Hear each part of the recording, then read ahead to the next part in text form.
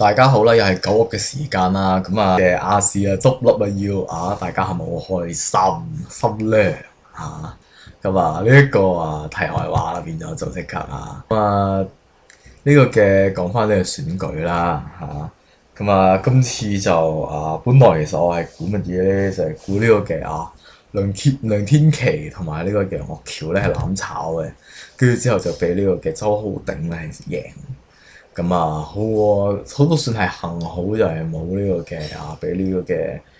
呢件事冇發生到。即係首先你要講明，我唔係呢個否定梁天琦，我只係咧就最關鍵就係唔想呢個嘅周浩鼎贏呢個嘅，即係你冇可能噶嘛，係咪你冇可能就係話你為咗要一個嘅改變，跟住之後咧你就要食毒藥。係嘛？唔可能咁喎即係你想要一個好嘅改變，你又唔會係即係例如嗰人癌症咁樣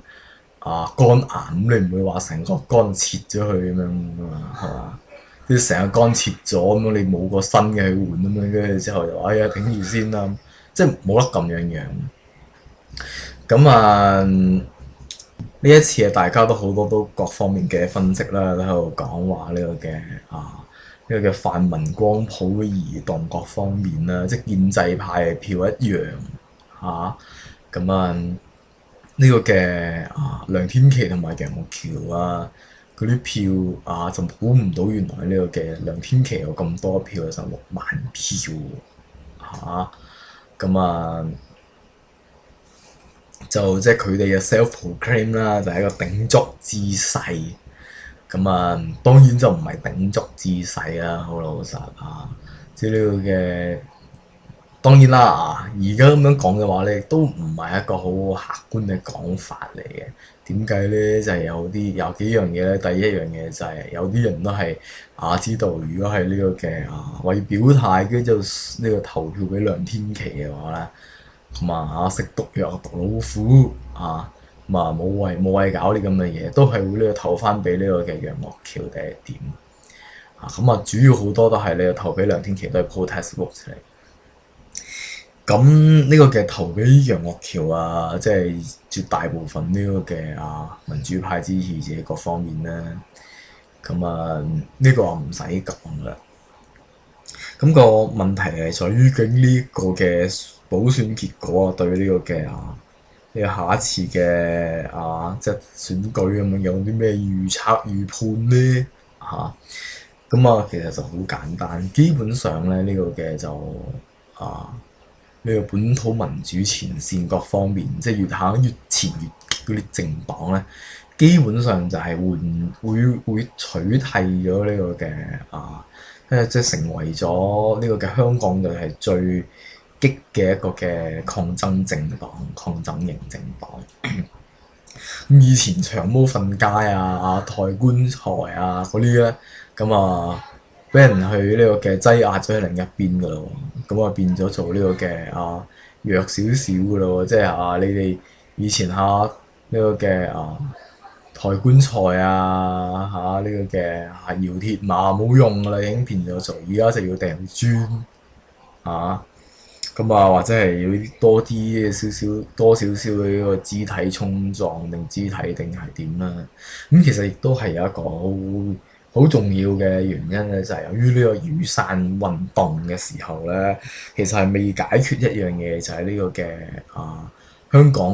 香港人同呢個警察之間嘅矛盾，同埋呢個嘅即係既然呢個嘅雨傘運動失敗嘅話咧，其實係真係大家其實係呢個懷恨在心嘅呢句必須要記住，即係就唔會咁容易俾呢個嘅因為大家都投入咁多嘅呢個嘅精力資源呢個嘅各方面喺呢個雨傘運動入邊。咁而一個失敗嘅運動嚟收場嘅話咧，咁只會將啲人係即係去推進係更激嘅，因為係覺得而家呢個佔領都唔得，咁係咪應該要武力革命？其實呢個就係即係香港爭取民主運動啦，即係20幾年嚟就係喺度之前喺度講呢個嘅議會入邊啊投反對票，反對唔到啊，翻屋企，跟住咧就話要搞下啲群眾運動啦，跟住又要圍下立法會各方面，跟住佔領咁啊，好啦，問題嚟啦，咁下一步行去邊咁即係技術上嚟講咧，睇呢個世界嘅各方面，即係各地方嘅爭取民主活動嘅話咧，你唔可以就話太過暴力、太過激進啊！點解咧？因為你唔夠啲警察打，你唔夠軍隊打。呢一個就係現實，我哋有一個嘅問題，就係當我哋即係呢個嘅武力嘅科學，我哋更加掌握咗呢個武力嘅科學嘅時候咧，我哋就呢個政府應該佢係擁有咗呢個嘅稅市民嘅資源供俾佢嘅資源，所以佢係好有效嘅用武力嘅話，我哋又唔夠佢玩嘅，即係同埋而家嗰啲嘢又有黑星、紅星AK-47係嘛 M16乜都有啦呢啲咁樣，大家好難攞到呢啲咁嘅嘢，因為整呢啲嘢出嚟又係即係 limit supply 啦，有呢啲 limited 嘅一個嘅 import export 係嘛？你算俾你攞到，你都冇子彈用即係如果以講就係話呢個嘅用武力或者用暴力嚟對抗翻呢個嘅即係一個政權咁樣先算嘅話咧除非你係得到一個嘅外國嘅勢力不斷喺度輸啲武器俾你，如果唔係你冇得玩咁般。而香港嘅話，你點樣可以揾到地方咁樣不斷揾啲嘢俾你呢個咁細嘅地方都好難搞啦，即係中國咁大咯，又補給線各方面，廣州軍區即係呢一個都係香港人會諗嘅一樣嘢。咁而嗰個嘅即係實際考量係點樣樣咧？喺選舉各方面嘅話，就係話，即係如果係呢個嘅光譜就係俾呢個激進咗啦，咁其實就係會有更加呢個嘅，即係例如支持咧用暴力嘅，支持用武力嚟嘅黃絲啦，亦都係會有會衍生咗支持用武力同暴力嘅藍絲嘅，即係基本上咧，之前咧。就係一個U 型咁樣嘅嘢咁樣先算啦大約交選 distribution 定係點？嗰陣時個交選高啲，中間肥啲咁樣嘅而家攤散咗啦，即係更多人支持用武力嘅，咁就會即係不論係即係你嘅支持政府定係支持呢個嘅抗爭或者係爭取民主各方面，中間派係會少咗。咁呢樣嘢佢會帶嚟咩後果咧？就係所謂嘅 social unrest，就係社會動盪啦。咁即係就會有更多衝突啦。社會上面不論係咧爭取民主定係呢個壓抑民主都會有呢啲咁嘅嘢。咁個問題就係究竟去到邊一點嘅時候會發生啲乜嘢嘢咧？即係香港第一槍向天開咗啦如果係大家喺5年10年前都覺得匪夷所思唔會發生喎，可能大家最多喺度遊完行遊完行翻屋企定係點咁樣，或者跟住之後喺度靜坐定係點即係之前有人提出坐喺度定係點樣。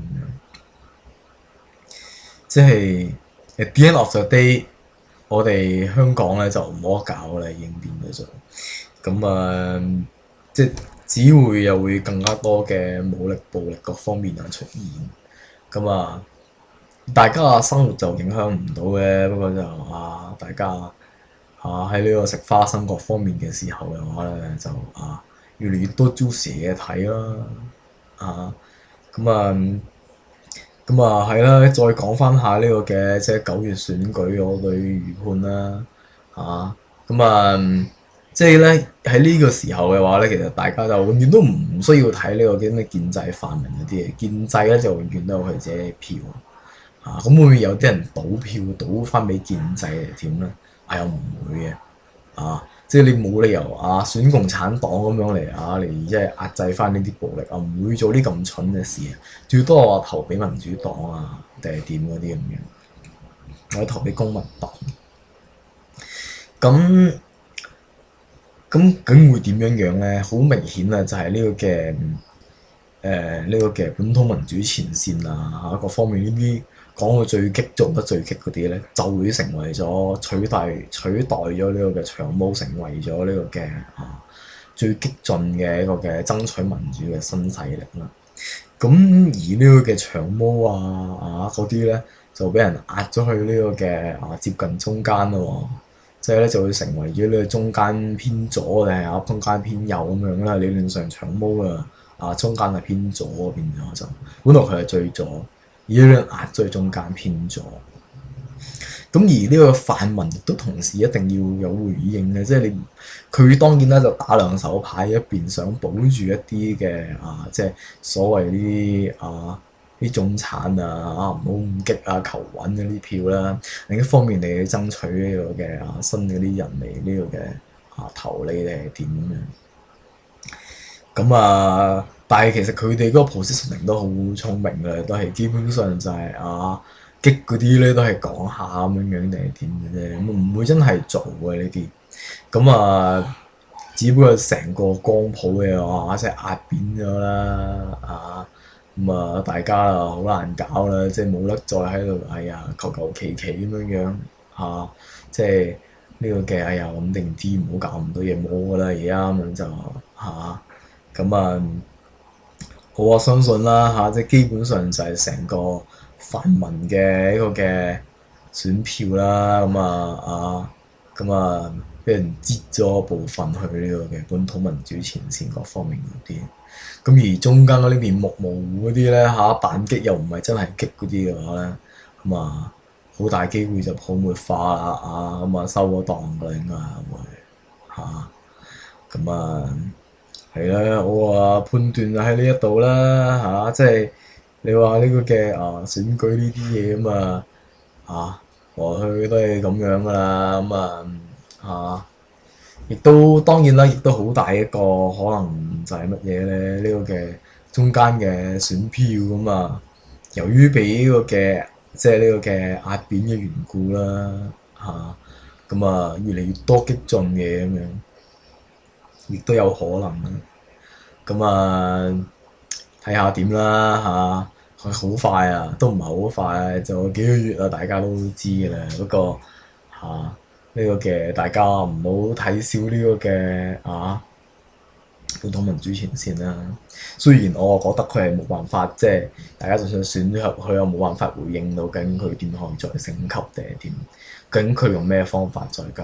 爭取民主定係點？即係佢哋成日喺度話民主派爭取啲民主20幾30年啦。即係我嗰陣時都有咁講過嘅呢樣嘢。個問題就係在於你可以點樣再升級？如果你係要升級嘅話，係啦。當然啦，好大嘅機會就係配合呢香港嘅經濟唔好各方面啦。跟住亦都係梁振英。係咪繼續連任定係點咁樣？咁嚟呢個嘅即係作出呢個更多嘅抗爭啦所以隨時9月選舉之後更加多呢啲大型抗爭大家可以即係會預見到㗎啦。係啦，暫時講到呢一度啦。